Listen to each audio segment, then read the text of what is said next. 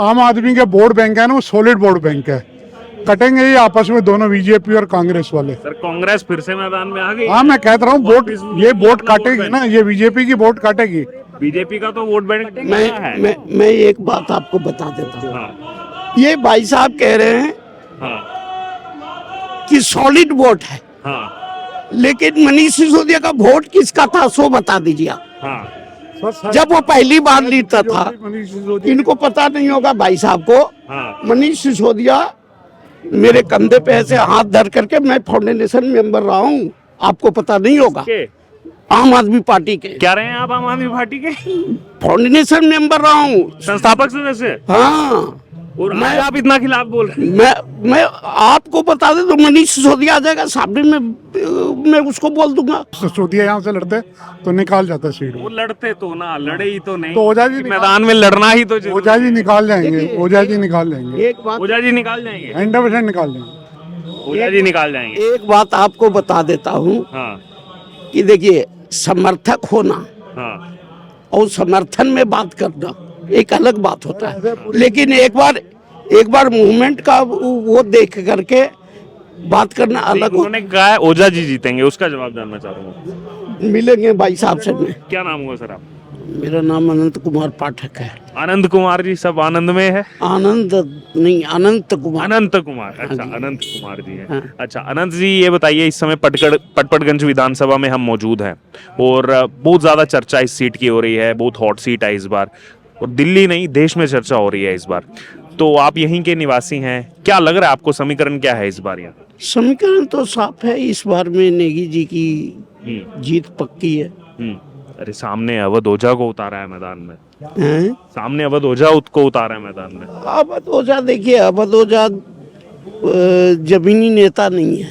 अच्छा, वो तो आपको मालूम है कि वो बाहर से हैं। यूपीएससी की तैयारी करवाते हैं, हाँ उनकी पहचान यही है। बिल्कुल। हाँ। जमीनी नेता तो है नहीं। तो जब जमीनी नेता नहीं है और यहाँ के निवासी भी नहीं है, यहाँ इनका उनका वोट भी नहीं है इस क्षेत्र में, हाँ। तो फिर उनकी उतारने का कोई नहीं। उनको तो बलि का बकरा बना दिया गया है। बलि का बकरा बना दिया। बलि किसने का बनाया बलि का बकरा?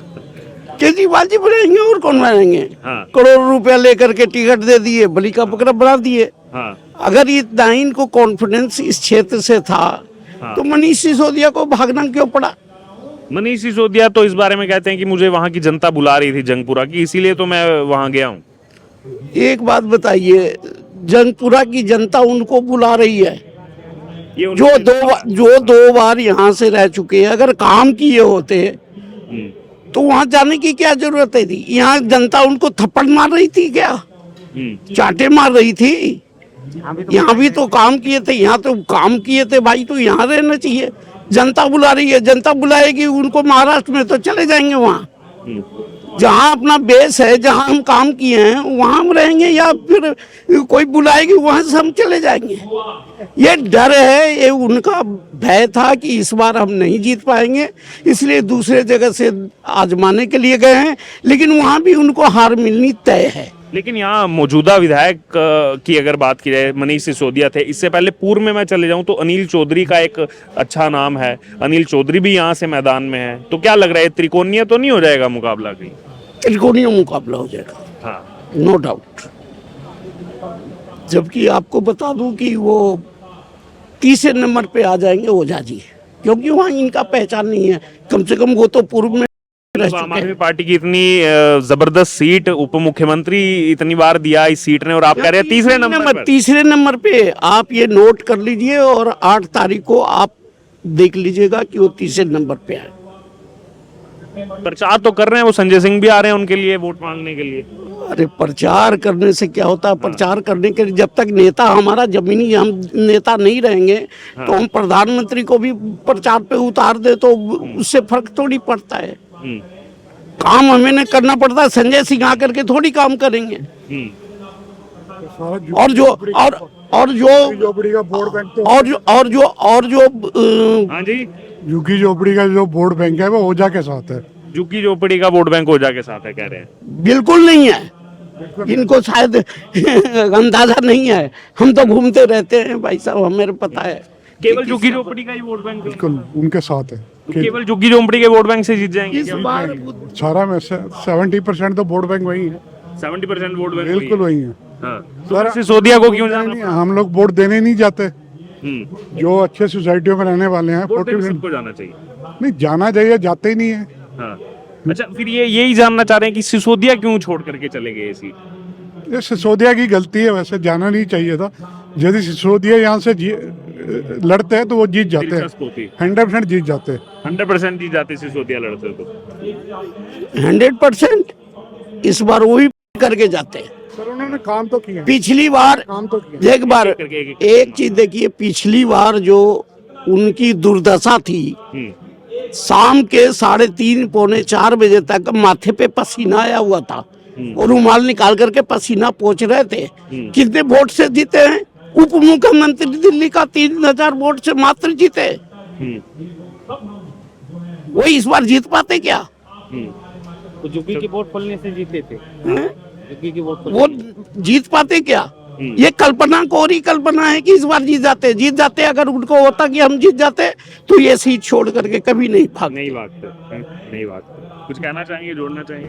नहीं मैं तो कह रहा हूँ सिसोदिया यहाँ से लड़ते तो निकाल जाता सीट वो लड़ते तो ना, लड़े ही तो नहीं। तो ओझा जी मैदान में लड़ना ही तो ओझा जी निकाल जाएंगे ओझा जी निकाल जाएंगे एक बात ओझा जी निकाल जाएंगे 100% निकाल जाएंगे ओझा जी निकाल जाएंगे। एक बात आपको बता देता हूँ हाँ कि देखिए, समर्थक होना हाँ और समर्थन में बात करना एक अलग बात होता है, लेकिन एक बार मूवमेंट का वो देख करके बात करना अलग उन्होंने कहा है ओझा जी जीतेंगे, उसका जवाब जानना चाह रहा हूँ। मिलेंगे भाई साहब से में। पूरी पार्टी ना ट्रेंगुलर वो है आपको पता ही है ट्रेंगुलर हाँ। जो आम आदमी के वोट बैंक है ना वो सॉलिड वोट बैंक है कटेंगे ये आपस में दोनों बीजेपी और कांग्रेस वाले। सर कांग्रेस फिर से मैदान में आ गई। हाँ मैं कहता रहा हूँ वोट ये वोट काटेगी ना, ये बीजेपी की वोट काटेगी। बीजेपी का तो वोट बैंक मैं एक बात आपको बता देता हूँ। हाँ ये भाई साहब कह रहे हैं हाँ कि सॉलिड वोट है, हाँ लेकिन मनीष सिसोदिया का वोट किसका था सो बता दीजिए आप। हाँ जब वो पहली बार जीता था, इनको पता नहीं होगा भाई साहब को, हाँ मनीष सिसोदिया मेरे कंधे पे ऐसे हाथ धर करके मैं फाउंडेशन मेंबर रहा हूँ, आपको पता नहीं होगा। के आम आदमी पार्टी के क्या रहे हैं आप आम आदमी पार्टी के फाउंडेशन मेंबर रहा हूँ। संस्थापक सदस्य? हाँ, और मैं आप इतना खिलाफ बोल रहे हैं। मैं आपको बता दे तो मनीष सिसोदिया आ जाएगा सामने में, मैं उसको बोल दूंगा।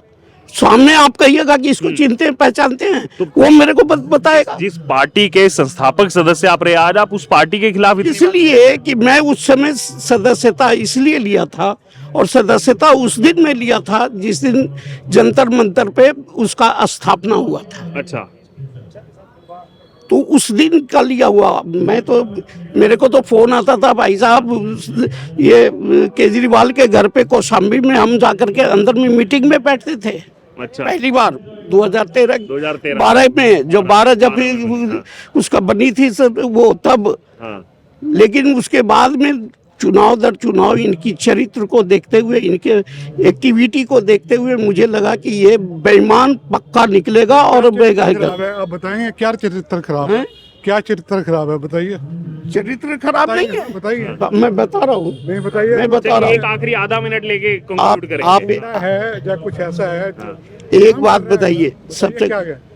एक बात बताइए, देखिए काम क्या काम कर रहा है, काम क्या कर रहा है, आप बता दीजिए। वो स्कूल जाओ जरा, आप स्कूल में जाओ। कौन सा स्कूल? जोन से मर्जी में चले जाओ। कौन सा स्कूल? जोन से मर्जी स्कूल नया बनाया भाई साहब? इतने स्कूल नहीं बनाए ये भी। स्कूल डेवलप तो किया है, डेवलप। हाँ। नया हॉस्पिटल कितना बनाया? बीजेपी ने कितना बनाया ना बताइए, बीजेपी ने नहीं, कितना अभी तो दिल्ली में आम आदमी पार्टी सरकार है। सरकार बीजेपी है। बताइए सर बीजेपी सरकार है। यही तो कहानी है कि सब चीजें फिर आ जाती हैं कि बीजेपी ने क्या किया 12 साल से। वही वाली बात है। कसम खाऊंगा जी, आपको पता है मेरे सामने में हाथ रख के बेटे पे कसम खाया था मीटिंग के अंदर में केजरीवाल कि मैं ना गाड़ी लूंगा न बंगला लूंगा, तो एफिडेविट ये लोग साइन किया था। एफिडेविट में भी साबित लिया नहीं। कौन सा उसने ले ली? कहाँ नहीं ली? अरे वैसे जो आदमी अभी इनको सर वही एफिडेविट खुद सर साइन थोड़ी है ना, किया। आपको जब नहीं जब मानना कोई चीज तो उसमें जब आदमी चीफ मिनिस्टर बन जाता है उसको अपनी पूरी सिक्योरिटी तक के लिए सब कुछ वो करना पड़ता है, पालन करना पड़ता है। वो तो कह ही रहा था मैं नहीं लूंगा।